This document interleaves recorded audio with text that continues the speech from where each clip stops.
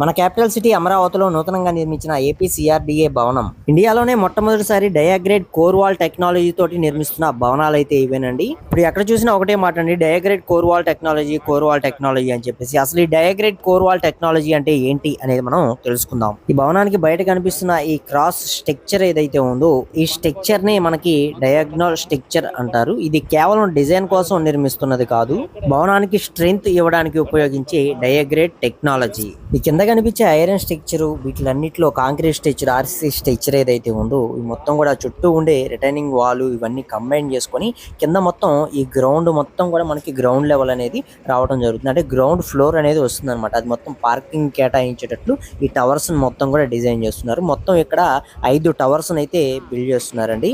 ఇక్కడ మీరు చూస్తుంది 4th టవర్. మిగతా టవర్స్ అన్ని కూడా అటువైపు ఉన్నాయి, కుదిరితే చూపిస్తాను. అయితే ఇక్కడ ఒక్కొక్క టవరు ఒక్కొక్క కంపెనీకి సంబంధించిన వాళ్ళు అడాప్ట్ చేసుకొని ఈ వర్క్స్ అనేవి చేయడం అయితే జరుగుతుంది. మీకు సింపుల్ గా అర్థమయ్యేటట్లు చెప్తాను చూడండి. డయాగ్రేడ్ టెక్నాలజీ అన్నట్లయితే మనకి బయట వైపు కనిపించే ఈ త్రిభుజం షేప్స్ వచ్చే పిల్లర్స్, అంటే మనకి పెద్ద పెద్ద ఐరన్ స్ట్రక్చర్స్ ఏవైతే ఉన్నాయో ఇవి డయాగ్రేడ్. అలాగే లోపల ఉండేవన్నీ కూడా మనకి అవి కోర్ వాల్ టెక్నాలజీ అంటారు. కోర్ వాల్ అంటే ఇంతకు ముందు మనం వీడియోలో చెప్పుకున్నాం, షేర్ వాల్ అనేది ఒకటి ఉంటుంది, షేర్ వాల్ టెక్నాలజీ అని. ఆర్సీసీ వర్క్ మొత్తం కూడా ఎటువంటి పిల్లర్స్ అనేవి లేకుండా మొత్తం ఆర్సీసీ తోటే నింపుతారు. పిల్లర్స్ అనేవి ఉండవు, ఇదే ఒక పెద్ద పిల్లర్ లాంటిది అనమాట. సో మొత్తం కూడా ఐరన్ స్ట్రక్చర్ వచ్చేసి ఆర్సీసీ, మనకి కాంక్రీట్ ఉంటుంది కదా, M60 గ్రేడ్ దీనికైతే వాడుతున్నామని చెప్తున్నారు వీళ్ళు. సో అలా మనకి ఏదైతే గ్రేడ్ అనేది ఉంటుందో ఆ కాంక్రీట్ని యూజ్ చేసి మొత్తం ఒక కాలం లాగే వస్తుంది. మొత్తం ఆర్సీసీ కాంక్రీట్ తోటి బిల్డ్ చేసి నిర్మాణాలే ఇవి. ఎక్కడా కూడా మనం నార్మల్ ఇంటికి యూజ్ చేసినట్టు ఇటుకరాళ్ళు కానీ వేరే వేరే బ్రిక్స్ కానీ ఇలాంటివి ఏమి యూజ్ చేయారనమాట. మొత్తం కాంక్రీట్ స్ట్రక్చర్ అనమాట. సో అలా మనకి బయట వచ్చేసరికి డయాగ్రేడ్, అలాగే లోన వచ్చేసరికి కోర్ వాల్ అనమాట. ఇవి రెండు కలిపి మనకి యూజ్ చేసేదే డయాగ్రేడ్ టెక్నాలజీ తోటి నిర్మిస్తున్న ఈ టవర్స్, జిఏడి టవర్స్.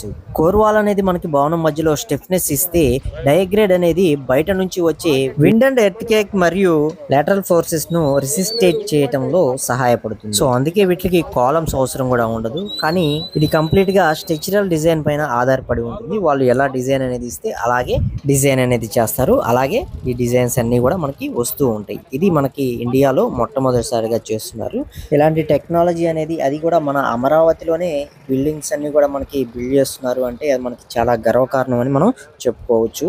ఇంకా వీటి గురించి చాలానే చెప్పుకోవచ్చు అండి. కాలమ్స్ లేకుండా 45 ఫీట్లు అనేవి మనకి లోపల డిస్టెన్స్ అనేది ఉంటుంది. అలాగే బయట వైపు వచ్చేసరికి 26 ఫీట్ల వరకు కూడా మనకి ఉండటం జరుగుతుంది.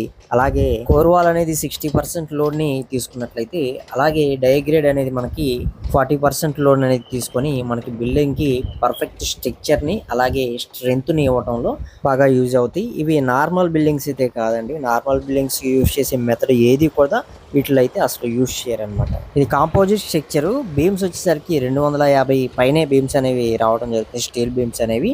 అలాగే దానిపైన మనకి డక్ షీట్ అనేది వస్తుంది, దానిపైన కాంక్రీట్ అనేది వేస్తారు. అలాగే ఈ క్రేన్స్ కూడా చాలా హెవీ క్రేన్స్ తీసుకొచ్చి మొత్తం కూడా దీన్ని బిల్డ్ చేయడం అయితే జరుగుతుంది ఈ జిఏడి టవర్స్. మేము నిన్న సండే వెళ్ళామండి.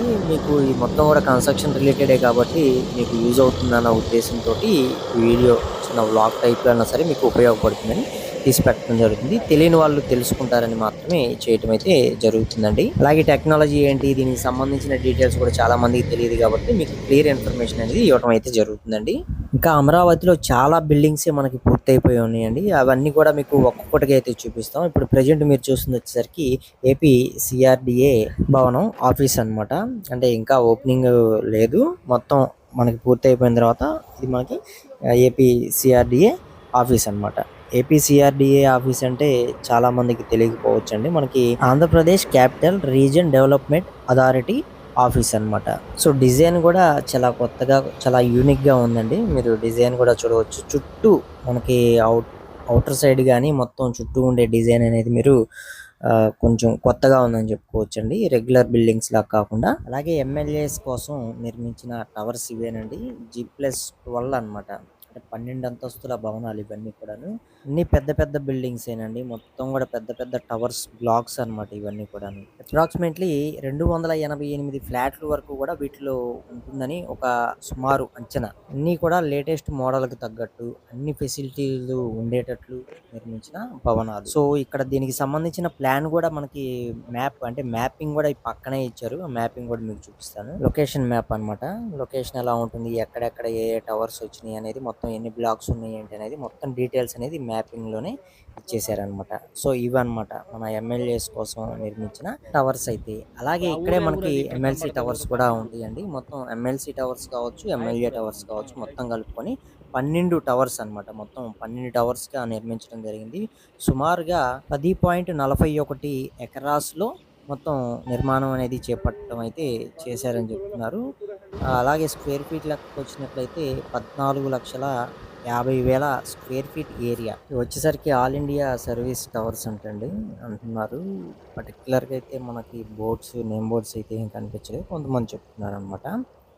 సో, ఇవి బిల్డింగ్స్ కూడా చూడొచ్చు. అన్నీ కూడా పెద్ద పెద్ద ఎత్తైన భవనాలే. అన్నీ కూడా ఇప్పుడున్న లేటెస్ట్ టెక్నాలజీ తోటి అన్ని ఫెసిలిటీలు ఉండే విధంగా మనకి పైన సోలార్ సిస్టమ్స్ ఇలాంటివన్నీ ఉండేటట్లు మనకి ఇవన్నీ కూడా సెటప్ అనేది చేయడం జరిగిందనమాట. ఆల్మోస్ట్ చాలా వరకు కూడా కంప్లీట్ అనేది అయిపోయినాయండి. ఇక్కడ చూస్తున్నారు కదా, ఇవి ఒకటనమాట. అలాగే మరొక బిల్డింగ్స్ దగ్గరికి కూడా తీసుకెళ్తాంటారండి. ఇవి చూస్తున్నారు కదా, ఇవి వచ్చేసరికి మనకి సెక్రటరీ బిల్డింగ్స్ అంటారండి. ఇవి మొత్తం సుమారుగా ఒక 100 వరకు కూడా ఉంటాయని అంటున్నారు.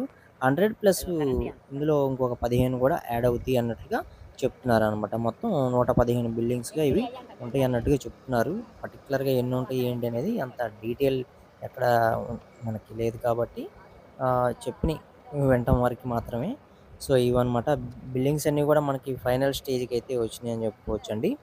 చాలా వరకు కూడా వర్క్ అనేది కంప్లీట్ అయిపోయింది. ఇండోర్ వర్క్, ఔట్‌డోర్ వర్క్ కూడా చాలా వరకు కంప్లీట్ అయిపోయింది. ఇవన్నీ కూడా రేపు రీసెంట్‌గా ఓపెనింగ్ ఉందని చెప్తున్నారండి. సో, ఈ కాంపౌండ్ వాల్స్ ఇలాంటివి కొన్నైతే పెండింగ్ ఉన్నాయి గానీ, రిమైనింగ్ మిగతా వర్కులన్నీ కూడా చాలా వరకు కూడా కంప్లీట్ అయిపోయినాయి. అలాగే రోడ్స్ ఇవన్నీ వరకు కూడా మనకి బయట వైపు అయితే జరుగుతున్నాయి. రోడ్లు కూడా ప్రాపర్‌గా మనకి వేస్తున్నారు. అలాగే ఇక్కడికి దగ్గరలోనే మనకి హైకోర్ట్ కూడా ఉంటుందండి. మనకి చూస్తున్నారు కదా, ప్రెజెంట్ హైకోర్టు సరౌండింగ్‌లో అయితే ఉన్నామనమాట. మన ఆంధ్రప్రదేశ్ హైకోర్ట్ అనమాట. సో, ఈ హైకోర్ట్‌లో ఉండే జడ్జెస్ ఎవరైతే ఉన్నారో వీరందరికీ సంబంధించి కూడా ఇక్కడ బిల్డింగ్స్ అనేవి నిర్మిస్తున్నారనమాట. ఇక్కడ చూస్తున్నారు కదా, ఈ బిల్డింగ్స్ అన్ని కూడా వీళ్ళకి కేటాయించి వీళ్ళకి నిర్మిస్తున్న బిల్డింగ్స్‌కి సంబంధించిన మొత్తం లుక్ అనమాట ఇది. చూస్తున్నారు కదా, మనకి అవుట్ లుక్ ఎలా ఉంది ఏంటి అనేది. ఇవి బిల్డింగ్స్ అన్నీ కూడా మనకి జడ్జెస్ వీళ్ళ కోసం నిర్మిస్తున్న బిల్డింగ్స్ అనమాట. ఇవి కూడా ఆల్మోస్ట్ చాలా వరకు కూడా కంప్లీట్ అయిపోయే స్టేజ్‌కి అయితే వచ్చేసినాయి. ఫ్రంట్ వైపు రోడ్స్ ఏవైతే ఉన్నాయో ఈ రోడ్స్ ఇవి కొన్ని నిర్మాణం అనేది చేస్తున్నారనమాట ప్రాపర్‌గా. ఇవన్నీ కూడా ఒక స్టేజ్‌కి సంబంధించినవేనండి. ఇంకా చాలా ఉన్నాయి. మీరు ఇక్కడ చూస్తున్నారు కదా, ఈ బిల్డింగ్స్ కావచ్చు, ఈ బిల్డింగ్స్ పక్కన ఇంకా కొన్ని బిల్డింగ్స్ అనేవి కడుతున్నారనమాట. కన్‌స్ట్రక్షన్ స్టేజ్‌లో ఉన్నాయి. ఆ బిల్డింగ్స్ కావచ్చు, ఇవన్నీ కూడా తిరగడానికి ఆల్మోస్ట్ ఒక 1 డేలో కొంతవరకే కవర్ చేయగలం. ఇవన్నీ కూడా కవర్ చేయలేకపోయాం. సో, నెక్స్ట్ టైమ్ అవి కూడా కవర్ చేయడానికి ప్రయత్నిస్తామండి. సో, ఈ వీడియో మీకు నచ్చితే తప్పకుండా లైక్ చేయండి. అలాగే మన ఛానల్‌ని సబ్స్క్రైబ్ చేసుకోండి.